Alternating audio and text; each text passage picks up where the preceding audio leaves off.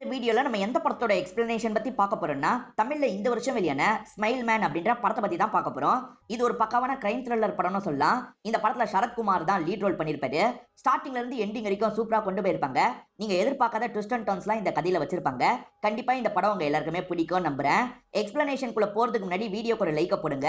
அது மூலியமா இந்த வீடியோ இன்னும் நிறைய பேர்கிட்ட கொண்டு போய் சேர்க்கப்படும். மேற்கொண்டு டைம் வேஸ்ட் பண்ணாம நம்ம நேரடியா எக்ஸ்பிளனேஷனுக்குள்ள போயிடலாம். படத்தோட ஸ்டார்டிங் சீனே சிதம்பரம்னு ஒருத்தரை காட்டுறாங்க. இவர் தான் இந்த படத்தோட ஹீரோவா இருப்பாரு. இவரை பொறுத்த வரைக்கும் சில வருஷத்துக்கு முன்னாடி ஒரு ஆக்சிடென்ட் ஆயிருக்கும். அந்த ஆக்சிடென்ட்ல இருந்து இவர் கொஞ்சம் பாதிக்கப்பட்ட நிலைமையில தான் இருக்காரு. இப்ப யாரோ காலிங் பெல் அடிக்கிற சவுண்ட் கேக்குது. இவருமே வந்து கதவை திறக்கிறாரு. டாக்டர் லேடி தான் இந்த இடத்துக்கு வந்திருக்காங்க. வீட்டுக்கெல்லாம் வராதீங்கன்னு எத்தனை வாட்டி சொல்லியிருக்கேன், ஏன் வீட்டுக்கு வந்தீங்கன்னு கேட்கறாரு. ஒரு முக்கியமான விஷயத்த சொல்றதுக்காக தான் வந்திருக்கேன்னு சொல்லிட்டாங்க. ஆக்சிடென்ட்ல இருந்து இப்பதான் கொஞ்சம் கொஞ்சமா ரெக்கவர் ஆயிட்டு இருக்காரு. அதுக்குள்ள இவருக்கு அல்சைமர் ப்ராப்ளம் வந்துருது. இதுக்கப்புறம் உங்களுக்கு பாஸ்ட் எல்லாம் கொஞ்சம் கொஞ்சமா மறக்க ஆரம்பிச்சிடும். நீங்க அதுக்குள்ள பண்ணணும்னு நினைக்கிற விஷயத்த பண்ணிக்கோங்க. நீங்க வேற ஏதாவது வேலை செஞ்சீங்கன்னா சீக்கிரமா உங்களுக்கு எல்லாமே மறந்து போயிடும். அதனால இதுக்கப்புறம் வேலை எல்லாம் பண்ணாதீங்க, ரெஸ்ட் எடுங்க அப்படின்ற மாதிரிலாம் இவங்க சொல்றாங்க. இவருமே சரின்ற மாதிரிலாம் ஏத்துக்கிட்டு இவங்களை இங்க இருந்து அனுப்பி விடுறாரு.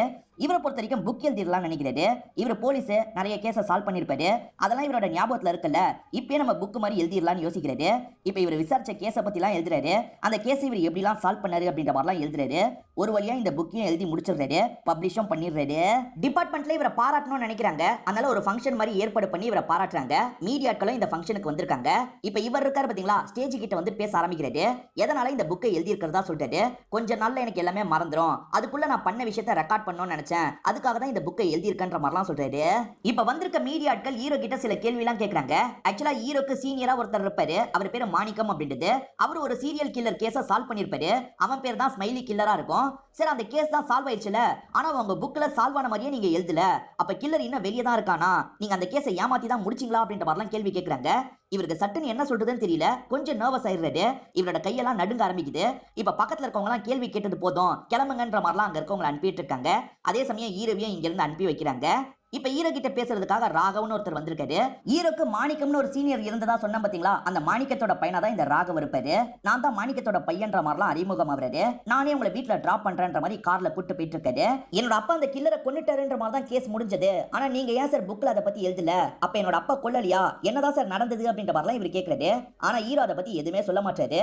இவன் வீட்லயே டிராப் பண்றதா சொல்றான். ஆனா ஹீரோ இருக்கார்ல, எனக்கு வழியிலேயே வேலை இருக்கு, நான் இங்கேயே இறங்கிக்கிறேன் அப்படின்ற மாதிரி வழியிலேயே இறங்கிடுறாரு. ஆனா எந்த வேலையும் செய்ய மாட்டாரு. நேரா இவரோட வீட்டுக்கு தான் வராரு. எதுக்காக ராகவ வீட்டுக்கு கூப்பிடலன்றது தெரியல. இப்ப சாவி எங்கன்னு தேடுறாரு. இப்பயே மறக்க ஸ்டார்ட் ஆயிருது போல, ரொம்ப நேரம் தேடுறாரு. அதுக்கப்புறம் தான் சாவியை கண்டுபிடிக்கிறாரு. உங்களுக்கு கொஞ்சம் கொஞ்சமா மறக்க ஆரம்பிச்சிடும், ரெக்கார்ட் பண்ணி வச்சுக்கோங்கன்னு டாக்டர் சொல்லியிருப்பாங்க. ஹீரோவும் ரெக்கார்ட்லாம் பண்ணி வச்சுக்கிறாரு. ராகவ் இருக்கார்ல, டிபார்ட்மெண்ட்ல ஜாயின் பண்றதுக்காக தான் வந்திருக்காரு. ஒரு பெரிய பொசிஷன்ல ஜாயின் பண்றதுக்காக தான் வந்திருக்காரு. இவருக்கு மேலேயும் சீனியர் இருப்பார்ல, அந்த சீனியரும் வெல்கம் பண்ணிட்டாரு. உன் அப்பா நல்ல ஆபீசரு, என்னோட ஃப்ரெண்டு தான், அவர் மாதிரி நீயும் சிறப்பா செயல்படணும் அப்படின்ற மாதிரிலாம் சொல்லிட்டாரு. கண்டிப்பா அப்படின்ற மாதிரி இந்த இடத்துல ராகவுமே ஏத்துக்கிறாரு. இப்ப ஹீரோ இருக்காரு பாத்தீங்களா, வீரையான்னு ஒருத்தரை பாக்குறதுக்காக அவரோட வீட்டுக்கு வந்திருக்காரு. இந்த வீரையாவை பொறுத்த வரைக்கும் ஜட்ஜுக்கு பக்கத்துல நிக்கிற வேலை தான் பார்த்திருப்பாரு. இப்ப ரிட்டையர் ஆகி வீட்டுல தான் இருக்காரு. இவர்கிட்ட எதுக்காக பேச வந்திருக்காருன்னு தெரியல. இவர் பேசுறத யாரும் கேட்க கூடாதுன்னு நினைக்கிறாரு போல. கதவு ஜன்னல்னு எல்லாத்தையும் சாத்தியிருக்காரு. அதுக்கப்புறம் தான் வீரையா கிட்ட பேச ஆரம்பிக்கிறாரு. குற்றவாளியா இருந்தாலும் கோர்ட்ல எதுவுமே பண்ண முடியாம சில கேஸ்ல போயிருக்கோம்ல, அந்த மாதிரி ஆளுங்களோட லிஸ்ட் எனக்கு வேணும், அவங்கள நீங்க க்ளோஸா வாட்ச் பண்ணணும், எனக்கு ரிப்போர்ட் பண்ணணும், அதுக்கு இந்த காசை வச்சுக்கோங்கன்னு தராரு. சரி, காசெல்லாம் வேணான்னு வீரையா சொல்றாரு. பரவாயில்ல வச்சுக்கோங்கன்ற மாதிரி ஹீரோ தந்துடுறாரு. இப்ப இவருமே ஒரு 4 பேரை பத்தி சொல்றாரு. இவங்க 4 பேருமே ஒவ்வொரு விதத்துல ஏமாத்திருப்பாங்க. ஒருத்தன் சிட் ஃபண்ட் மூலியமா நிறைய பேரை ஏமாத்திருப்பான். இன்னொருத்தன் சின்ன பொண்ணுங்க கிட்ட எல்லாம் தப்பா நடந்துப்பான். இந்த மாதிரி ஒவ்வொருத்தர் ஒவ்வொரு குற்றம் பண்றவங்களா இருப்பாங்க. ஆனா அந்த குற்றத்துல இருந்து தப்பிச்சிருவாங்க. இந்த 4 பேரை பத்தியும் வீரையா இருக்காரு பாத்தீங்களா, ஹீரோக்கு ரிப்போர்ட் பண்ணிட்டு இருக்காரு. அவங்கள பத்தி தெரிஞ்சுக்கிட்ட ஹீரோ அவங்க கிட்ட பேசி பழகலாம் ஆரம்பிக்கிறாரு. ஹீரோ எதுக்காக அவங்க 4 பேர்கிட்ட பேசி பழகுறாருன்னு தெரியல. அவங்க 4 பேர்கிட்டயும் ஒரு ஃப்ரெண்ட் கிட்ட பேசுற மாதிரிலாம் இவர் பேசிட்டு இருக்காரு. இப்ப அந்த 4 பேர்ல ஒருத்தனை நமக்கு காட்டாங்க. அவன் நைட் பைக்ல போயிட்டு இருக்கும் போது அவனை ஒரு வண்டி ஃபாலோ பண்ணுது. குட்டியான மாதிரி ஒரு வண்டி தான் ஃபாலோ பண்ணுது. ஹீரோ தான் ஃபாலோ பண்றாரா என்னன்றது நமக்கு தெரியல. அப்படியே கட் பண்ணி மறுநாள் காலையில ஒரு குப்பை தொட்டியை காட்டுறாங்க. குப்பை எடுக்கிறதுக்காக ஆளுங்க வந்திருக்காங்க. ஓபன் பண்ணி பார்த்தவங்க ஷாக் ஆயிடுறாங்க. நைட் ஒருத்தர் பைக்ல போனார்ல, அவர் தான் இறந்து போயிருக்காரு. ஸ்மைலி கில்லர் எப்படி கொலை பண்ணுவானோ அதே மாதிரி தான் இந்த நபரும் கொல்லப்பட்டிருக்காரு. இப்போ இந்த சீனியருக்கு தகவல் கிடைக்குது. சீனியருமே இதை கேட்டு பயங்கரமா ஷாக் ஆயிடுறாரு. நீ போய் பாருன்ற மாதிரி ராகவ் கிட்ட இந்த கேஸை ஒப்படைச்சிடுறாரு. ராகவ் தான் இந்த டீமுக்கு ஹெட்டா இருப்பாரு. இப்ப ராகவும் இந்த இடத்துக்கு வந்து பாடியை பாக்குறாரு. பார்த்தவர் செம்மையா ஷாக் ஆயிடுறாரு. அப்பதான் இந்த ஸ்மைலி கில்லரை புடிச்சிட்டாரு, அப்புறம் எப்படி திரும்பி அதே மாதிரி கொலை நடக்குது அப்படின்ற மாதிரிலாம் யோசிக்கிறாரு. ஒருவேளை காப்பி கேட்டா இருக்குமான்ற மாதிரி இவங்களுமே யோசிக்கிறாங்க. ராகவுமே சீனியர் கிட்ட ஒரு ஃபேவர் கேக்குறாரு. அது என்னன்னா சிதம்பரம் சாரை நம்ம சப்போர்ட்டிவா யூஸ் பண்ணிக்கலாம், என் அப்பா கூட சேர்ந்து வேலை பார்த்திருக்காரு, அவர் கூட இருந்தா இன்னும் நல்லா இருக்கும் அப்படின்ற மாதிரிலாம் சொல்லிட்டாரு. சரி சிதம்பரம் அதுக்கு ஏத்துக்கணும்ல, நீ சிதம்பரம் கிட்ட பேசிப்பாரு அப்படின்ற மாதிரி சீனியருமே சொல்லிட்டாரு. இப்ப ஹீரோக்கு கால் பண்ணி ராகவ் பேசுறாரு. ரீசெண்டா ஒரு கொலை நடந்திருக்குல்ல, அது எப்படி நடந்திருக்கு அப்படின்றத பத்தி சொல்லிட்டாரு. இந்த கேஸ்ல நீங்க ஹெல்ப் பண்ணா நல்லா இருக்கும்ன்ற மாதிரி கேக்குறாரு. அதுக்கு ஹீரோ இருக்கார்ல, என் டாக்டர் கிட்ட பேசாம எதுவுமே சொல்ல முடியாதுன்னு சொல்லிட்டாரு. நானே வந்து டாக்டரை பாக்குறேன்னு ராகவ் சொல்லிட்டாரு. இப்ப ராகவ் டாக்டர் கிட்ட பேசுறதுக்காக வந்துடுறாரு. இவரோட சப்போர்ட் எங்களுக்கு தேவை மேடம், நீங்க தான் பர்மிஷன் தரணும் அப்படின்ற மாதிரிலாம் கேக்குறாரு. ஆனா டாக்டர் லேடி ஏத்துக்க மாட்டாங்க. இவர் பிரெயினுக்கு ரொம்ப வேலை கொடுத்தாருன்னா சீக்கிரமா எல்லாமே மறந்து போயிடும், அதே மாதிரி மென்டலா ரொம்ப வீக் ஆயிடுவாரு அப்படின்ற மாதிரிலாம் சொல்லிட்டாங்க. பேசிட்டு இருக்கும் போதே ஹீரோக்கு தலைவலிலாம் வருது. சார் முதல்ல கிளம்புங்கன்ற மாதிரிலாம் ராகவை இவங்க போக சொல்றாங்க. ஆனா ஹீரோ இருக்கார்ல, இந்த கேஸை எடுத்துக்கலாம்னு முடிவு பண்ணிட்டாரு. டாக்டர் பேச்சை மீறி தான் இந்த கேஸை எடுத்துக்கலாம்னு நினைக்கிறாரு. இப்ப டிபார்ட்மெண்ட்டுக்கு இவருமே வந்துடுறாரு. எல்லாருமே வெல்கம் பண்றாங்க. இப்ப எல்லாருமே என்ன அப்சர்வ் பண்ணாங்க அப்படின்றத இவர்கிட்ட சொல்லிட்டு இருக்காங்க. இவர் காது கொடுத்து கேட்கிற மாதிரியே தெரியல. ஏன்னா அடிக்கடி ஹீரோவோட கான்சென்ட்ரேஷன் மிஸ் ஆகும், அடிக்கடி மயக்கமான நிலைமைக்கு போயிடுவாரு. அந்த மாதிரி ஒரு நிலைமைக்கு தான் இப்ப போயிடுறாரு. ஆளுங்க தான் எழுப்பி விடுறாங்க. இதுக்காக தான் ஹீரோ இருக்கார்ல, பேச ஆரம்பிக்கிறதுக்கு முன்னாடியே ரெக்கார்டர் ஆன் பண்ணிடுவாரு. இப்ப ரெக்கார்டர் மூலியமா அவங்க எல்லாருமே என்ன நினைக்கிறாங்க அப்படின்றத புரிஞ்சுக்கிறாரு. இப்ப வீரையாவும் நியூஸ் பேப்பரை பார்த்து பயங்கரமா ஷாக் ஆயிடுறாரு. நம்ம ஃபாலோ பண்ணதுல ஒருத்தன் தான் இறந்து போயிருக்கான்றது இவருக்கு தெரியுது. இப்ப உடனே ஹீரோக்கு கால் பண்றாரு. சார் நியூஸ் பேப்பரை பாத்தீங்களா, நான் ஃபாலோ பண்ணி தகவல் கொடுத்தேன்ல, அதுல ஒருத்தன் தான் இறந்து போயிருக்கான், அதுவும் கொடூரமா கொல்லப்பட்டிருக்கான் அப்படின்ற மாதிரிலாம் சொல்லிட்டாரு. நானும் நியூஸ் பேப்பரை பார்த்தேன் வீரையா, நீங்க மீதி 3 பேரை ஃபாலோ பண்ணுங்க, எனக்கு தகவலை சொல்லிக்கிட்டே இருங்கன்ற மாதிரி சொல்லிட்டாரு. சரி சார் அப்படின்ற மாதிரிலாம் இவர் ஏத்துக்கிறாரு. ஹீரோ தான் கொன்னாரா என்னன்னு தெரியல. டீம் மட்டும் தானே பாடி இருந்த இடத்த பார்த்தாங்க. இப்ப ஹீரோவும் செக் பண்ணலான்ற மாதிரி இந்த இடத்துக்கு வந்துடுறாரு. இவங்க செக் பண்ணிட்டு இருக்கும் போதே ஒரு பிச்சைக்காரர் வராரு. சாப்பிட ஏதாவது கிடைக்குமான்ற மாதிரிலாம் பார்த்துட்டு இருக்காரு. தினமும் இப்படி பார்க்க வருவீங்களான்ற மாதிரிலாம் ஹீரோ கேட்கிறாரு. ஆமா சார் வருவன்ற மாதிரிலாம் இந்த நபர் சொல்றாரு. சரி அன்னைக்கு யாரையாவது பாத்தீங்களான்னு கேட்கிறாரு. இவரும் பார்த்த நபரை பத்தி சொல்றாரு. அந்த நபர் நல்லவர் சார், எனக்கு பிரியாணி எல்லாம் வாங்கி தந்தாருன்னு சொல்றாரு. அப்ப அவனை பாத்தீங்களா அப்படின்ற மாதிரி இவங்க கேட்கறாங்க. இல்ல சார் முகம் எனக்கு தெளிவா தெரியல, இருட்டுல தான் வந்து தந்தாரு, ஆனா நல்ல மனுஷன் அப்படின்ற மாதிரிலாம் இவன் சொல்லிட்டு இருக்கான். இவன் நல்ல மனுஷன் ஒருத்தனை பத்தி சொல்றான்ல, அவன் தான் கில்லரு. இவன் குப்பை தொட்டியை பார்க்க கூடாதுன்றதுக்காக தான் இவனுக்கு பிரியாணியை வாங்கி தந்திருக்கான், குப்பை தொட்டியில பாடியை போட்டு போயிருக்கான், பக்கத்துல இருக்க சிசிடிவி எல்லாம் செக் பண்ணி பாருங்க அப்படின்ற மாதிரி ஹீரோவும் டீம் கிட்ட சொல்றாரு. ஹீரோ வீட்டோட காலிங் பெல்ல யாரோ அடிக்கிறாங்க. யாருன்னு பாக்குறதுக்காக வெளியே வரும்போது தான் வீரையா வந்துட்டு கிளம்புறது தெரிய வருது. இப்ப இவருமே கோவமா வீரையா கிட்ட பேசுறதுக்காக வராரு. என் வீட்டு பக்கம் வரவே கூடாது, போன் மூலியமா மட்டும் தானே பேசணும்னு சொல்லியிருக்கேன், எதுக்காக வீட்டுக்கு வந்தீங்க அப்படின்ற மாதிரிலாம் திட்டுறாரு. சார் இல்ல சார் ஒரு முக்கியமான தகவலை சொல்றதுக்காக தான் வந்தேன்னு சொல்றாரு. எந்த தகவலையும் நீங்க இப்ப சொல்ல வேணாம், முதல்ல இங்க இருந்து கிளம்புங்க அப்படின்ற மாதிரிலாம் ஹீரோ கோவப்படுறாரு. ஹீரோ யாரையும் வீட்டுக்குள்ள விடக்கூடாதுன்னு நினைக்கிறாரு போல. ஏன் எதுக்குன்றது இப்ப தெரியல, கதை போக போக உங்களுக்கே இந்த விஷயம் எல்லாம் புரிஞ்சிடும். இப்ப ஹீரோவும் டாக்டரை பார்த்து ரிப்போர்ட் வாங்குறதுக்காக வந்திருக்காரு. இதுக்கு முன்னாடி ஸ்மைலி கில்லர் கொன்னா பாத்தீங்களா, அப்பயும் ரிப்போர்ட் தந்தது இவரா தான் இருப்பாரு. இப்ப ரெண்டுத்தையும் கம்பேர் பண்ணி பாக்குறவர் என்ன சொல்றாருன்னா, கண்டிப்பா அவனே தான் இந்த விஷயத்த பண்ற மாதிரி தெரியுது அப்படின்ற மாதிரிலாம் சொல்றாரு. என்னன்னா வாய்கிட்ட இருக்க சதையெல்லாம் எடுத்துருவான், பார்க்கும்போது சிரிச்ச மாதிரியே தெரியும், அப்படிதான் அவன் கொலை பண்ணுவான் போல. சரின்ற மாதிரி ஹீரோவும் கேட்டுட்டு இங்க இருந்து கிளம்புறாரு. கிளம்புன ஹீரோ கொஞ்ச நேரம் கழிச்சு திரும்பி இந்த இடத்துக்கு வராரு. ரிப்போர்ட்டை தாங்கன்னு கேக்குறாரு. சரி இப்பதானே பேசி முடிச்சன்ற மாதிரிலாம் டாக்டர் சொல்லிட்டாரு. அப்பதான் ஹீரோக்கு புரியுது, ஏற்கனவே வந்து வாங்கிட்டோம் போல, மறந்து திரும்பி வந்திருக்கோன்ற மாதிரிலாம் யோசிக்கிறாரு. ஹீரோக்கு ஒரு ப்ராப்ளம் இருக்குல்ல, அதனால தான் இந்த மாதிரி பண்றாரு. சில வருஷத்துக்கு முன்னாடி ஸ்மைலி கில்லர் இருக்கான் பாத்தீங்களா, 4-5 பேர் அடுத்தடுத்து சாவடிச்சிருப்பான். மாணிக்கம் களை இறங்கி இருப்பாரு, அவன் கதையை முடிச்சிருப்பாரு.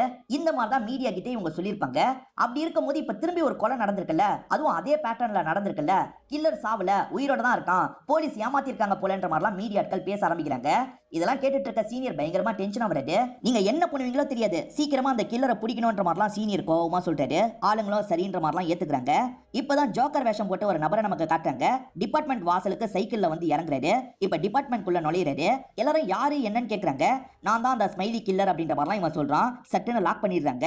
எதுக்காகடா இதெல்லாம் பண்ணுன்ற மாதிரிலாம் கேட்டுட்டு இருக்காங்க.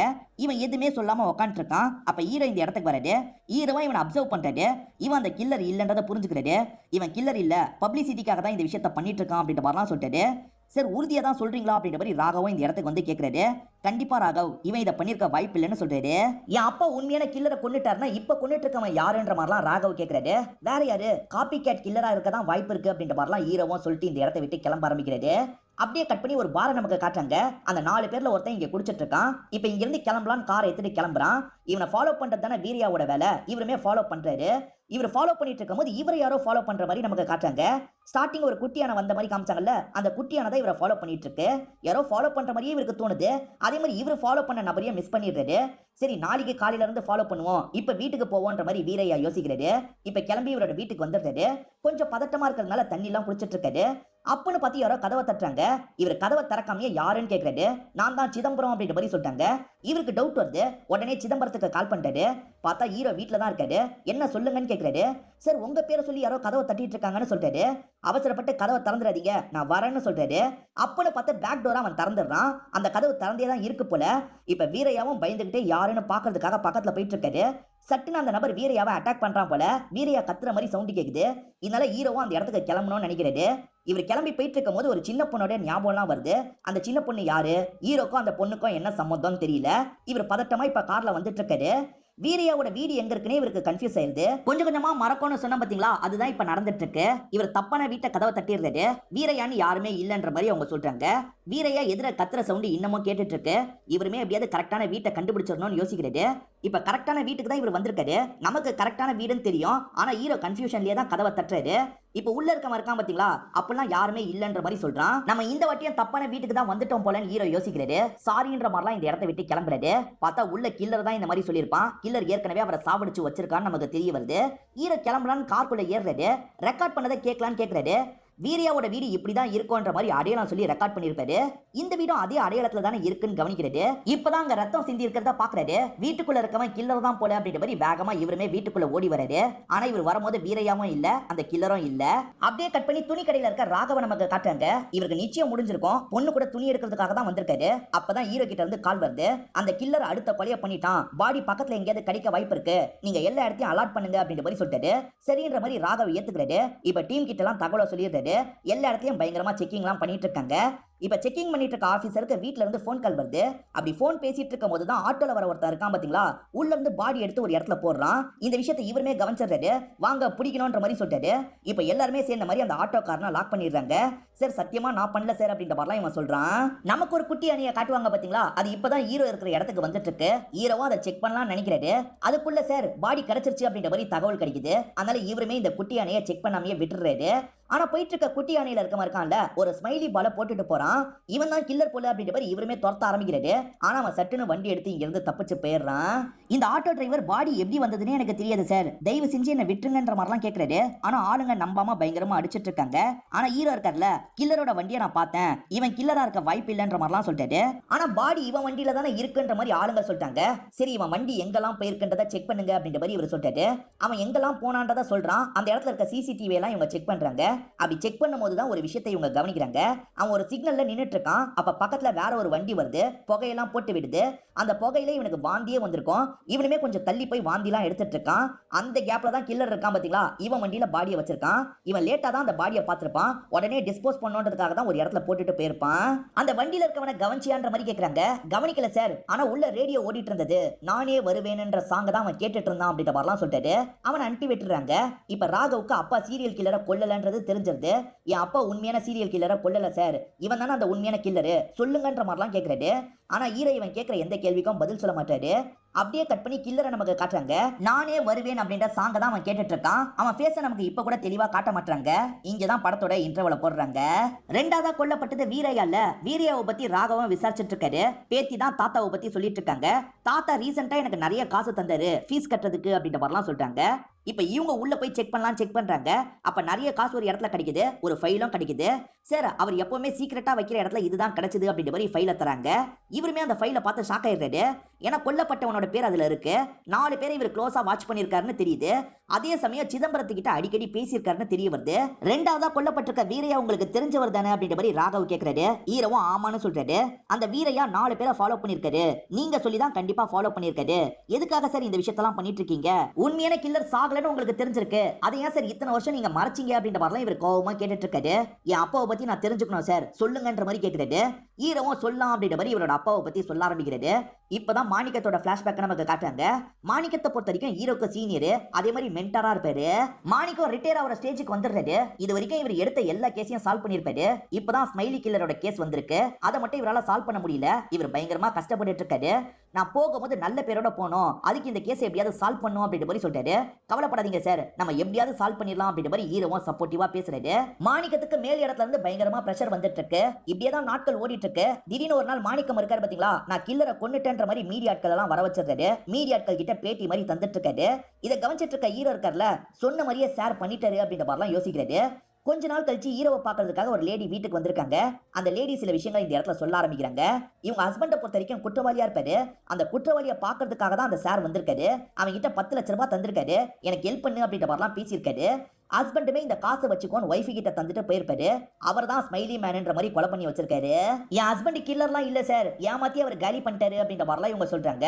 நீ கவலைப்படாம போமா, நான் கண்டிப்பா உனக்கு நீதி வாங்கி தரேன்ற மாதிரிலாம் சொல்லிட்டாரு. சார் ஏன் சார் இப்படி பண்ணீங்க?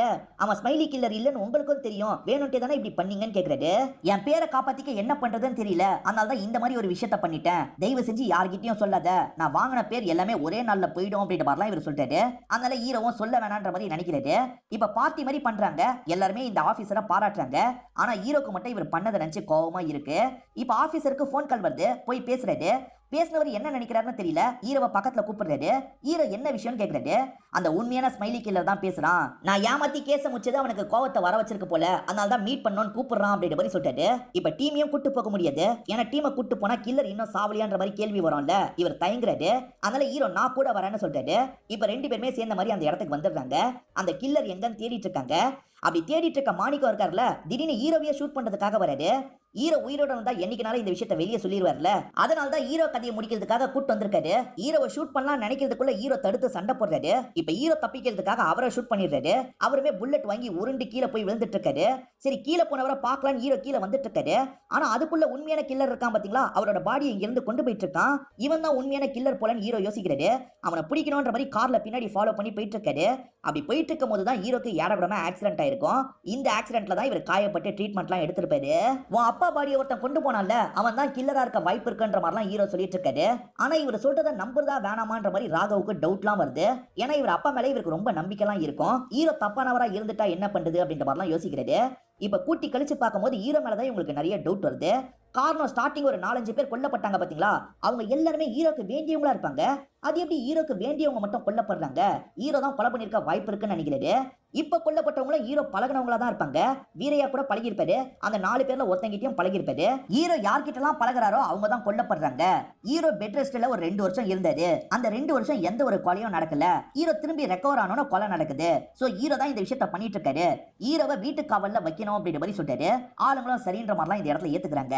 ஹீரோவை பொறுத்த வரைக்கும் கல்யாணம் ஆகாதவரா இருப்பாரு. ஆனா மாலதின்னு ஒரு லேடியை கல்யாணம் பண்ணிக்கிறதுக்கு பிளான் வச்சிருப்பாரு. அந்த மாலதிக்கு ஒரு சின்ன பொண்ணு இருப்பாங்க. அவங்களும் ஸ்மைலி கில்லர்னால கொல்லப்பட்டிருப்பாங்க. அந்த பொண்ணை கொன்னதே கூட ஹீரோவா இருக்க வாய்ப்பு இருக்கு. நம்ம ஹீரோவை கவனமா வாட்ச் பண்ணணும்னு சொல்றாரு. ஹீரோ வெளியே போலான்னு பார்த்தா ஆளுங்க விட மாட்டாங்க. இதெல்லாம் என்னது அப்படின்ற மாதிரி ஸ்ரீஜா கிட்ட இவர் கால் பண்ணி கேக்குறாரு. ஸ்ரீஜா இருக்காங்கல்ல, சார் நீங்க வீட்டு காவல்ல தான் கொஞ்ச நாள் இருக்கணும்ன்ற மாதிரி சொல்லிட்டாங்க. நான் டாக்டரை பார்க்கணும், அங்கதான் போய் பார்க்கணும்ன்ற மாதிரி சொல்லிட்டாரு. சரி அதுக்கு வேணா பர்மிஷன் வாங்கி தரேன்ற மாதிரி சொல்றாங்க. இப்ப பர்மிஷன் வாங்கின ஹீரோவும் டாக்டரை பார்க்கறதுக்காக வந்துடுறாரு. டாக்டர் கிட்ட மீடியாட்களை இந்த இடத்துக்கு வர வைங்கன்னு சொல்லிட்டாரு. இப்ப டாக்டருமே மீடியாட்களுக்கு தகவலை கொடுத்து வர வச்சிடுறாங்க. வந்த மீடியாட்கள் இருக்காங்கல்ல, சார் ஏற்கனவே கில்லரை கொலை பண்ணிட்டோம்னு சொன்னது போய் தானே சார், இவன் தானே அந்த கில்லர்ன்ற மாதிரிலாம் கேக்குறாங்க. அதுக்கு ஹீரோ இருக்கார்ல, இவன் உண்மையான கில்லர் கிடையாது, உண்மையான கில்லர் எப்பயோ இறந்து போயிட்டான், இவன் காப்பி கேட் கில்லர் தான் அப்படின்ற மாதிரிலாம் பேட்டி தந்துட்டு இருக்காரு. இவர் பேட்டி தரத சீனியரும் பாக்குறாரு. சீனியர் கிட்ட உண்மையான கொலைகாரன் தான் கொலை பண்ணிட்டு இருக்கான்னு சொல்லியிருப்பாரு. ஆனா மீடியாட்கள் கிட்ட காப்பி கேட் கில்லர்னு சொல்றாரு. இவனை புரிஞ்சுக்கவே முடியலையன்ற மாதிரி சீனியரும் புலம்புறாரு. இப்ப எதுக்காக சார் இந்த மாதிரி பேட்டி தந்திருக்கீங்க? ராகவ் சார் நீங்க தான் கொலைகாரனா இருக்க வாய்ப்பு இருக்குன்னு சந்தேகப்படுறாரு. இப்ப எனக்கும் அந்த சந்தேகம் தான் வருது அப்படின்ற மாதிரிலாம் இவங்க சொல்றாங்க. இவங்க கிட்ட எல்லா விஷயத்தையும் சொல்லணும்னு இவர் நினைக்கிறாரு போல. அதுக்கு முன்னாடி கதவெல்லாம் சாத்தணும்ன்ற மாதிரி கதவை சாத்துறதுக்காக போறாரு. இவர் பேசுறத யாரும் கேட்க கூடாதுன்னு நினைக்கிறாரு. எல்லாவற்றையும் ஹீரோ இதை பண்ணிருப்பாரு. நீங்க நோட் பண்ணிருந்தீங்கன்னா தெரிஞ்சிருக்கும். என் கூட பழகுறவங்க தான் கொல்லப்படுறாங்கன்னு ராகவ் சொன்னது 100க்கு 100 உண்மைதான். 3 கொலைகள் நடந்ததுக்கு அப்புறம் தான் இந்த விஷயம் எனக்கு புரிய ஆரம்பிச்சது. அதனால தான் நான் ஆக்சிடென்ட்க்கு அப்புறம் யாரையும் பெருசா சந்திக்கல. அப்படியே சந்திச்சாலும் நான் ரொம்ப கவனமா தான் அவங்க கிட்ட பேசுவேன். நான் யார்கிட்ட எல்லாம் பழகுறேனோ அவங்கள தான் குறி வச்சு எவனோ கொன்னுட்டு இருக்கான். இது புரிஞ்சதுக்கு அப்புறம் நான் சாதாரண ஆளுங்க கூட பழகக்கூடாது, கெட்டவனுங்க கூட தான் பழகணும்னு முடிவு பண்ணேன். அதனால தான் வேணும்ட்டே 4 பேர்கிட்ட பழகுறேன்ற மாதிரி சொல்லிட்டாரு. அதாவது இவங்க செத்தா கூட பரவாயில்லன்ற மாதிரி இருக்கும்ல, அவங்க 4 பேர்கிட்ட தான் இவர் வேணும்ட்டே பழகிருப்பாரு. அவங்க கொல்லப்படுறாங்களான்னு பார்த்திருப்பாரு. இவர் நினைச்ச மாதிரியே முதல் ஆளு கொல்லப்பட்டிருப்பாரு. இதுக்கு நடுவுல தேவையில்லாம வீரையா இவரை பார்க்கறதுக்காக வந்திருப்பாரு. வீரையா இவர் கூட பழகுறாருன்னு நினைச்சு கில்லர் கொலை பண்ணியிருப்பான். ஹீரோ மாலதின்னு ஒருத்தங்களை கல்யாணம் பண்ணிக்கலாம் நினைச்சாரு பாத்தீங்களா, அந்த மாலதியை பத்தி விசாரிக்கிறதுக்காக தான் ராகவ் வந்திருக்காரு. அவங்க நர்ஸா வேலை பார்த்திருப்பாங்க, அதனால ஹாஸ்பிட்டல்ல விசாரிக்கிறாரு. அந்த மாலதி எப்பவுமே ஒருத்தவங்க தான் பேசிட்டு இருப்பாங்க. அவன் பேரு அசோக் அப்படின்றது. அவனை பொறுத்த வரைக்கும் பிணைவரையில தான் இருப்பான், போய் பாருங்கன்ற மாதிரி இங்க இருக்க ஒரு நபர் சொல்லிட்டாரு. சரி அந்த அசோக்கை பார்க்கலான்ற மாதிரி இவருமே பிணவரைக்கு வந்துடுறாரு.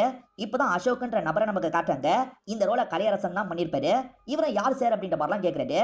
இங்க மாலதின்னு ஒரு நர்ஸ் வேலை பார்த்தாங்கல்ல, அவங்களும் நீயும் ரொம்ப க்ளோஸ் ஆமே, அவங்கள பத்தி விசாரிக்கிறதுக்காக தான் வந்திருக்கேன்னு சொல்லிட்டாரு. சொல்லிட்டாரு. மாலதி என்னோட தங்கச்சி மாதிரி அப்படின்ற மாதிரி இவர் சொல்லிட்டாரு.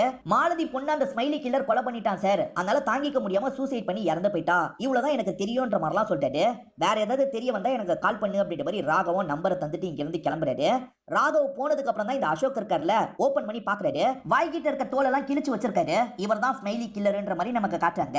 அப்படியே கட் பண்ணி ஹீரோவும் ஸ்ரீஜாவும் பேசிட்டு இருக்கிறத நமக்கு காட்டுறாங்க. ஹீரோ இருக்கார்ல, இப்ப ராகவ் என்கிட்ட க்ளோஸா பழகிட்டு இருக்கான், கில்லரோட அடுத்த டார்கெட் ராகவா இருக்க வாய்ப்பு இருக்கு, ராகவுக்கே தெரியாம ராகவுக்கு பாதுகாப்பு தாங்க, கண்டிப்பா அந்த கில்லரை புடிச்சிடலாம்னு சொல்லிட்டாரு. சரின்ற மாதிரி ஸ்ரீஜாவும் இந்த இடத்துல ஏத்துக்கிறாங்க. வீட்டுக்கெல்லாம் வராதீங்கன்னு சொல்லியிருக்கல அப்படின்ற மாதிரி டாக்டர் கிட்ட இவர் கோவப்பட்டிருப்பாரு. ஏன் எதுக்குன்றது இப்போ உங்களுக்கு புரிஞ்சிருக்கும்னு நினைக்கிறேன். நம்ம யார் கூட எல்லாம் வெளியே வச்சு பேசணும்ன்ற மாதிரிலாம் இவர் யோசிச்சு பாக்குறாரு. அப்படி யோசிச்சு பார்க்கும்போது தான் இவருக்கு ஒரு விஷயம் ஸ்ட்ரைக் ஆகுது. ஆக்சுவலா ஹஸ்பண்ட் ஒருத்தங்க பறி குத்தாங்க பாத்தீங்களா, அவங்களுக்கு பினான்சியலா இவர் சப்போர்ட் பண்றதுக்காக நடுவுல மீட் பண்ணுவாரு. ஒருவேளை இவங்கள அவன் டார்கெட் பண்ணிட்டானா என்ன பண்றது அப்படின்ற மாதிரி பயம் வருது. அவங்கள காப்பாத்தணும்ன்ற மாதிரி வேகமா கிளம்புறாரு. அந்த லேடி வேலையெல்லாம் முடிச்சுட்டு ரோட்ல நடந்து வந்துட்டு இருக்காங்க. பின்னாடி வண்டி ஃபாலோ பண்ற மாதிரியே அந்த லேடிக்கு தோணுது. இவங்களுக்கு பயம் வந்து தப்பிச்சு ஓடலாம்னு நினைக்கிறாங்க. ஆனா அந்த வண்டிக்காரன் இருக்கான் பாத்தீங்களா, இவங்களை வேகமா இடிக்கிறதுக்காக வரான். ஹீரோ காப்பாத்துறதுக்காக இந்த பக்கம் வராரு. அதுக்குள்ள அவன் இடிச்சிடறான். ஹீரோவும் அவனை பிடிக்கணும்ன்ற மாதிரி வண்டியை விட்டு இறங்க பாக்குறாரு. ஆனா அவன் இருக்கான் பாத்தீங்களா, இவரோட வண்டி கதவு திறக்காத மாதிரி லாக் பண்ணிடுறான். இப்ப கில்லர் வெளியே வந்து இவர்கிட்ட பேசியே காமிச்சிடுறான். அவன் வண்டி எடுத்தாதான் ஹீரோ கதவையே திறக்க முடியும். அதனால ஹீரோவால எதுவுமே பண்ண முடியல. அவன் வண்டி எடுத்து இங்க இருந்து கிளம்பி போயிடுறான். அப்படியே கட் பண்ணி ராகவ் வீட்டை நமக்கு காட்டுறாங்க. இப்ப குடும்பத்தை சேர்ந்து எல்லாருமே வீட்டுக்குள்ள நுழையிறாங்க. நுழைஞ்சவங்க உன்னை பார்த்து ஷாக் ஆயிடுறாங்க. கடைசியா ஒரு லேடியை கொன்னா பாத்தீங்களா, ராகவ் வீட்டுல தான் தொங்கவே விட்டுருக்கான். இதை பாக்குற எல்லாருமே ஷாக் ஆயிடுறாங்க. அதே சமயம் எதையோ எழுதி வச்சிருக்கான். இன்னும் ஒரே ஒரு கொலை மட்டும் தான் நான் பண்ண போறேன் அப்படின்ற மாதிரி தான் எழுதி வச்சிருக்கான். இப்ப மீடியாட்கள்லாம் தகவல் கேள்விப்பட்டு இந்த இடத்துக்கு வந்துடுறாங்க. எப்பதான் அந்த கில்லரை பிடிக்க போறீங்கன்ற மாதிரி பயங்கரமா கொஸ்டின்லாம் பண்ணிட்டு இருக்காங்க. அப்படியே கட் பண்ணி அந்த கில்லரை நமக்கு காட்டுறாங்க. அசோக் தான் கில்லர்னு தெரிஞ்சிருச்சுல. இப்ப அசோக் ஹீரோவை பாக்குறதுக்காக வீட்டுக்கே வந்துடுறாரு. நீ பழகுறவங்களை கொன்னு எனக்கு போர் அடிச்சிருச்சு, மொத்தமா உன் கதையை முடிக்கலான்றதுக்காக தான் வந்திருக்கன்ற மாதிரி சொல்றான். வாடான்ற மாதிரி ஹீரோ சொல்லிட்டாரு. இப்ப ரெண்டு பேருமே இந்த இடத்துல சண்டை போடுறாங்க.